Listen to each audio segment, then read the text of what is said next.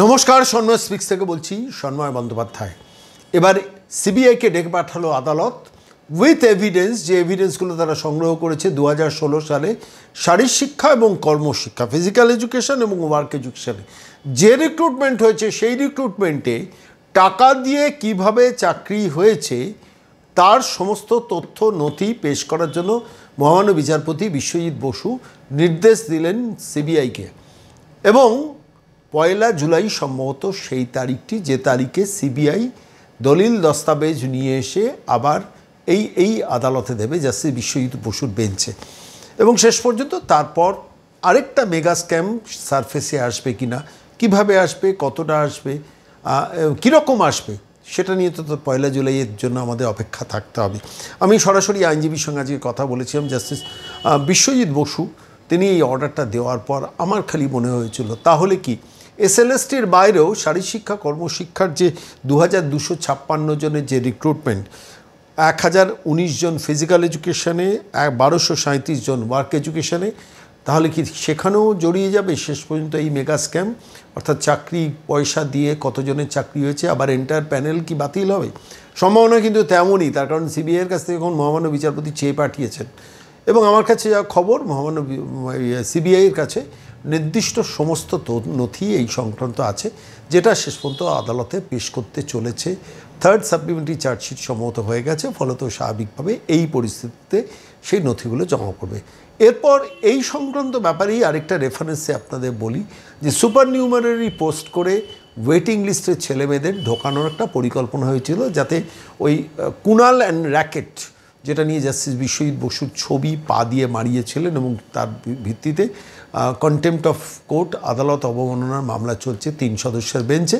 এবং সেটা তো অন্য মামলা, যে শেষ পর্যন্ত যে 7 জনকে কুনাল অভিযোগ যে কুনাল তাকে প্রভোগ করে পুরো টিমটাকে পাঠিয়েছিলেন আইনজীবীদের কে আক্রমণ করতে, এবং সেই সংক্রান্ত একটা মামলা চলছে 3 সদস্যের বেঞ্চে। সেটা তো এই পার্সপেক্টিভেই, মানে এই পার্টিকুলার এই শারীর শিক্ষা কর্মশিক্ষা এই সংক্রান্ত ব্যাপারেই কিন্তু সেটার অন্য দিক।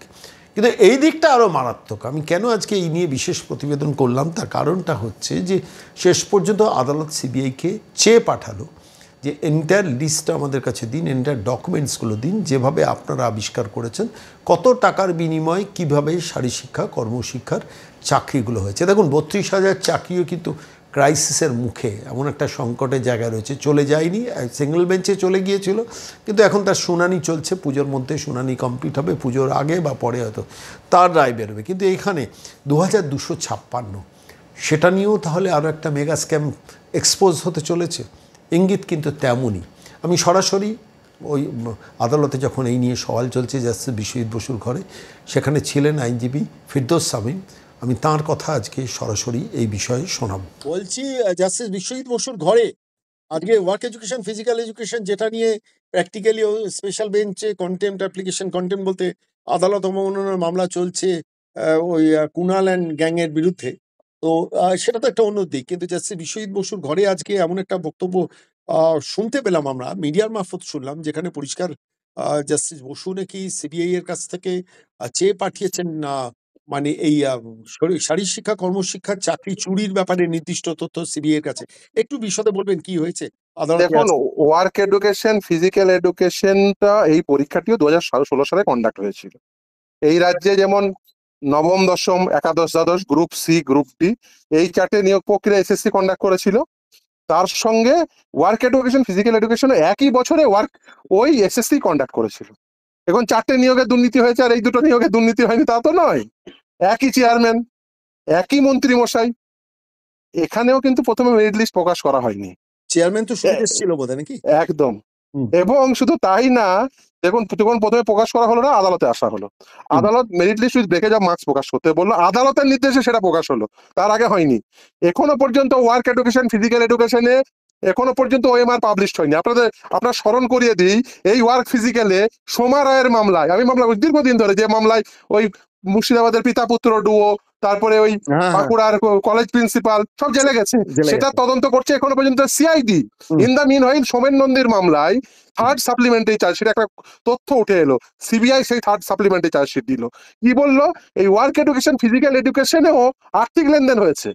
তাহলে একজন টাকা নিয়েছে, তাহলে ওয়ার্ক এডুকেশন ফিজিক্যাল এডুকেশনের টাকা নেওয়া যদি থাকে, এই কথা যদি চার্জশিটে লেখা থাকে, তার অর্থ এটা কি নিশ্চিতভাবে তাদের মধ্যে কাছে মেটেরিয়াল রয়েছে, তাহলে সেই মেটেরিয়ালটাই আদালতের সামনে উম, সেটাকে দিতে বলেছে। আমার খুব সিম্পল কথা, আচ্ছা যদি দুর্নীতি হয়নি, আমি তর্কের খাতিরে ধরে নিলাম যা বলছে সরকার, যা বলছে অন্যান্যরা, যা বলছে সরকারি দলের লোকজন, ওএমআর শিটটা পাবলিশ করে দিন, ঝামেলা চুকে যাবে, একেবারে স্বচ্ছতার সঙ্গে নিয়োগ হয়ে গেছে, এটা একদম পরিষ্কার প্রতিষ্ঠা পেয়ে যাবে। ওএমআর শিট পাবলিশ করতে বললেই তেলে বেগুনে চলে যাবে। কিন্তু যদি বলে ওএমআর শিট নষ্ট করে দেওয়া হয়েছে, তাহলে সিবিআই তো চারটে নিয়োগের ওএমআর উদ্ধার করেছে, এই নিয়োগেরও নিশ্চিত সিবিআই তদন্ত দিলে নিশ্চিত তারা পারবে। সিবিআই কে কি বিচারপতি ডেকে পাঠিয়েছেন? হ্যাঁ, আজকে সিবিআই এর যারা আইনজীবী ছিলেন তাদের ডেকে পাঠিয়েছেন, কারণ আমরা এই থার্ড সাপ্লিমেন্টারি চার্জশিটের কথা আমরা আদালতের সামনে বলেছি, আদালত সেটা দেখেছেন, দেখে আদালত বলেছেন যে দেখো থার্ড সাপ্লিমেন্টারি চার্জশিট মানে কি, চার্জশিট মানে যে ফাইনাল রিপোর্ট, নিশ্চিতভাবে কোনো এভিডেন্টরি প্রুফের উপর ভিত্তি করেই মানে আদালত কি আজকে এভিডেন্স গুলো চেয়ে পাঠিয়েছেন? একদম আদালত জানতে চেয়েছেন কিসের উপর ভিত্তি করে এই সাপ্লিমেন্টারি চার্জশিটে এই কথা লিখলেন।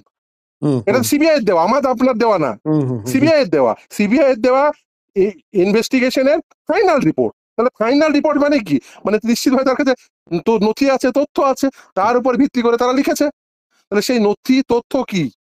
আমরা বলছি আমাদের খুব সিম্পল কথা, নিয়োগ হয়েছে, ওএমআর শিট আছে, ওএমআর শিট পাবলিশ করে দাও। আচ্ছা, যদি বলো যে ওএমআর শিট নেই, তাহলে সেটাও আদালতের সামনে বলো।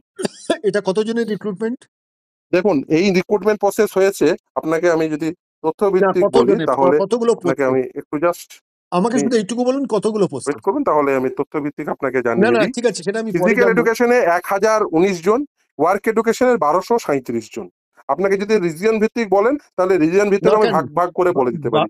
ইস্টার্ন রিজিয়নে ফিজিক্যাল এডুকেশনে 180টি, নর্দার্ন রিজিয়নে 308টি, সাউদার্ন রিজিয়নে 205টি, ওয়েস্টার্ন রিজিয়নে 183টি, সাউথ ইস্টার্ন রিজিয়নে 143টি। এটি অ্যাডভার্টাইজমেন্টের সময় vacancy position, declared vacancy position ছিল। ওয়ার্ক এডুকেশনের ক্ষেত্রে eastern, northern, southern and western and south eastern respectively 211, 360, 256, 214 এবং 196টি শূন্যপদ রয়েছে। আচ্ছা, 1237 ওয়ার্ক এডুকেশনে, 1237 হচ্ছে ওয়ার্ক এডুকেশন, 1019 হচ্ছে ফিজিক্যাল এডুকেশন। Physical education. আচ্ছা, এইটা নিয়েই তো কুণাল ঘোষ লোকজনকে লেলিয়ে দিয়েছিল যে শহীদ বসুর ছবি। হ্যাঁ, কুণাল ঘোষের বিষয়টি হচ্ছে তিনি এন্ট্রি নিয়েছেন অ্যাকর্ডিং টু তার কথা, যে এই ছেলেমেয়েরা যারা ওয়েট লিস্টেড ক্যান্ডিডেট ছিল, সেই ওয়েট লিস্টেড ক্যান্ডিডেটদের প্রায় 3 বছর পরে, প্যানেল এক্সপায়ার হওয়ার প্রায় 3 বছর পরে সুপার নিউমেরিক পোস্ট ক্রিয়েশনের ব্যাপারে তিনি সাহায্য সহযোগিতা করেছেন। আমি চাইবো ইনভেস্টিগেশনে তো কোনো অসুবিধা নেই, সিবিআই ইনভেস্টিগেশন করুক, করে দেখুক যে এই ওয়ার্ক এডুকেশন ফিজিক্যাল এডুকেশনে কোনো দুর্নীতি রয়েছে কিনা।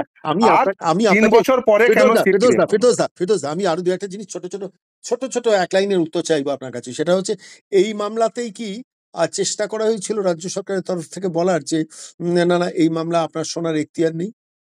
অনেক চেষ্টা করা হয়েছে, এইটাতেই চেষ্টা করা হয়েছে, অনেক চেষ্টা করা হয়েছে। এবং শুধু তাই না, আপনাকে বলি এই ওয়ার্ক ফিজিক্যাল এডুকেশনের সাপেক্ষেই আপনাদের মনে থাকবে আমাদের চেম্বারে আক্রমণ হয়েছে। ও আচ্ছা, এইটাই আক্রমণ। আচ্ছা, কবে সুপ্রিম কোর্ট, কবে সিবিআই কে দিতে বলা হয়েছে, তারিখটা কবে? নেক্সট ডেটেই বলেছে তারা। এখন কবে সেটা জানা গেছে? 1 তারিখ, মানে 1 জুলাই। আমি ডেটটা একটু জেনে আপনাকে। আচ্ছা, মানে সিবিআই কে তার এই রিপোর্টটা জমা দিতে হবে। আজকে রাজ্য সরকারের, এই ডেটটা, আচ্ছা, আজকে রাজ্য সরকারের হয়ে কে দাঁড়িয়েছিলেন কোর্টে? 1 জুলাই। আজকে রাজ্য সরকারের হয়ে কে দাঁড়িয়েছিলেন কোর্টে? রাজ্য সরকারের হয়ে আজকে বলার সুযোগ ছিল না, আজকে মূলত আমরাই বলেছি। কারা অ্যাপিয়ার করেছেন, কে কোন আইনজীবী অ্যাপিয়ার করেছেন? না, রাজ্য সরকারের পক্ষ থেকে তো অ্যাডভোকেট জেনারেল এর আগেই অ্যাপিয়ার করছেন এই মামলায় থ্রু আউট। এবং আজকে কি এজি ছিলেন না? তিনি আজকে যেহেতু তার সাবমিশন ছিল না, এর আগের দিন তিনি সাবমিশন করেছেন। আজকে মূলত অন্যান্য আইনজীবীরা নিশ্চয়ই ছিলেন। আচ্ছা, এবার আমার প্রশ্ন সেটা হচ্ছে, এইটা যে মুহূর্তে ওখানে জমা দেবেন, তখন কি তাহলে কি মানে যারা রিক্রুটেড হয়েছে তাদের চাকরি যাবে, না এন্টার প্যানেল বাতিল হবে, কোনটা হতে পারে? সেটা ডিপেন্ড করবে তথ্যের উপর ভিত্তি করে, কারণ তথ্য যখন আসবে তখনই। কতজন রিক্রুটেড হয়েছে এখনো পর্যন্ত? কতজন পুরো শূন্যপদেই রিক্রুটেড হয়ে গেছে অ্যাকর্ডিং টু দেম। মানে এই 1019 আর 1237 দুটোই রিক্রুটেড হয়ে গেছে। শুধু তাই না, রিক্রুটমেন্ট কমপ্লিট হয়ে যাওয়ার প্রায় 3 বছর পরে তারা সুপার নিউমেরিক পোস্ট ক্রিয়েট করেছিলেন ওয়েট লিস্টেড ক্যান্ডিডেটের জন্য। এই ওয়েটিং লিস্টেড ক্যান্ডিডেটদের আমরা বলছি যে পরিষ্কার হয়ে গেছে ফিরদৌস দা, বিষয়টা খুব পরিষ্কার হয়ে গেছে। অর্থাৎ 1 জুলাইয়ের পর আবার একটা ধামাকা আসতে চলেছে, যেখানে এন্টার প্যানেল বাতিল হয়ে যাওয়ার সম্ভাবনা আছে, তাই তো?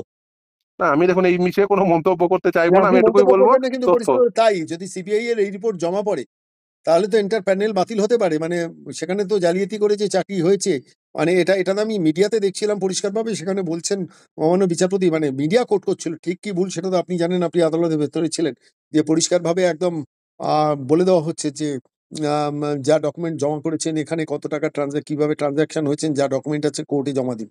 যদি সেটা হয় তাহলে তো এন্টার প্যানেল বাতিল হবে, তাই না? দেখুন, যদি নিয়োগে দুর্নীতি হয় এবং নিয়োগের আইন না মানা হয়, প্যানেল বাতিল হওয়া, সেটাই যদি সেগ্রিগেশন সম্ভব না হয়, তাহলে প্যানেল বাতিল হয়। এটাই প্রতিষ্ঠিত আইন, ৪ টে নিয়োগের সাপেক্ষে সেটা দেখেছেন। ফলে সেই প্রতিষ্ঠিত আইন এটার জন্য সত্য এবং বলবৎ হবে, সেটাই বলা যায়। অনেক ধন্যবাদ ফিরোজ দার সঙ্গে থাকার জন্য। অনেক ধন্যবাদ।